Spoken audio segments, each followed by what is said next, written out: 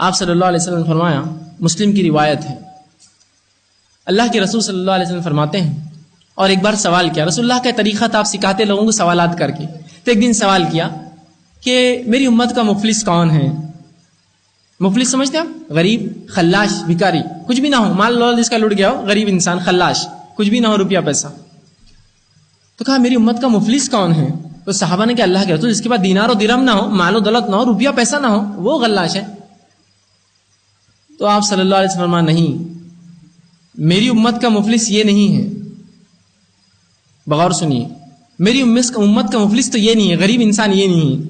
کہا میری امت کا غریب اور مفلس تو وہ ہے جو روز قیامت نمازوں کے ڈھیر لائیں گا اور زکوٰۃ کے ڈھیر لائیں گا اور حج اور عبادتوں کے ڈھیر لائیں گا، جس کے بنیاد پہ یہ اس کو زام بھی ہوگا کہ میں جنت میں جاؤں گا، اور لوگ بھی وہ سوچیں گے کہ ہاں یہ جنت میں جائیں گا، اتنی نیکیاں، اتنے روزے، اتنی زکوٰۃ، اتنے حج کے ڈھیر لائیں گا، اور ایک پہاڑ بنا دیں گا اپنی نیکیوں کا وہ.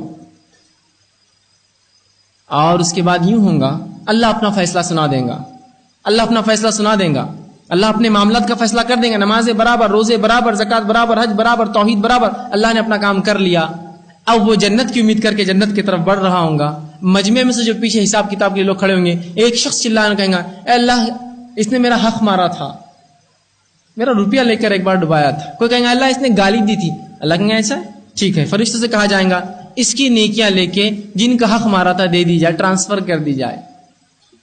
فرشتے نیکیاں لے کر ان کو دیتے جائیں گے. لوگوں کی ایک صف آتی جائیں گے، قطار در قطار لوگ آتے جائیں گے، اپنے حقوق مانگتے رہیں گے.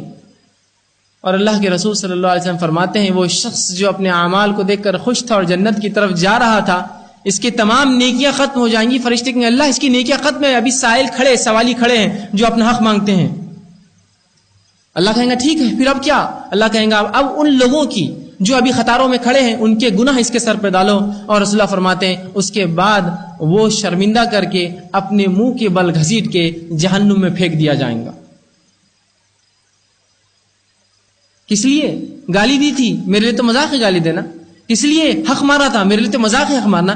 کس لیے کہ میں نے پڑوسیوں کو تکلیف دی تھی؟ میرے لیے تو عام بات ہے تکلیف دینا. کس لیے کہ میں نے کسی کا روپیہ ڈبا دیا؟ میرے لیے تو عام بات تھی روپیہ ڈبانا. پھر کر لیجئے کتنے حج اور کر لیجئے کتنی نمازیں اور کر لیجئے جو کرنا ہے، یہ کام نہیں آئیں گا. اللہ کا حق بھی اہم ہے، بندوں کا حق بھی ہے. جو اللہ کا حق دے رہے بندوں کا کیوں چھوڑتے ہو پھر؟ اور جو بندوں کا حق ادا کر رہے تو اللہ کا حق بھی ادا کرو بھائی. تو بندوں کی حق کی حقیقت میں سمجھ لیں وہ مفلس ہے، اور یقیناً اس امت کا ہی مفلس ہے. اس سے زیادہ مفلس کون ہو سکتا ہے اور غریب کون ہو سکتا ہے جو جنت کی طرف جا رہا اور جہنم میں ڈال دیا جائے. صحیح کہا آپ نے کہ مفلس ہے میری امت کا وہ، خلاش اور بھکاری اس امت کا وہ. تو کس بنیاد پر وہ جہنم میں جا رہا تھا؟ حقوق العباد مارے تھے، جس کو ہم نے مذاق سمجھا ہے. ہاں مار دو، ارے اس کو تکلیف ہو رہی میری گاڑی سے، رہنے دو، اپنے کو تو نہیں ہو رہی ہے نا، اس کو ہو رہی ہے تو اپنے کیا کرنا ہے. یہ حقوق العباد یاد رکھیے، روز قیامت بہت سخت چیز بنیں گے، بہت سخت چیز. آئیے اور ایک مثال سن لیجیے.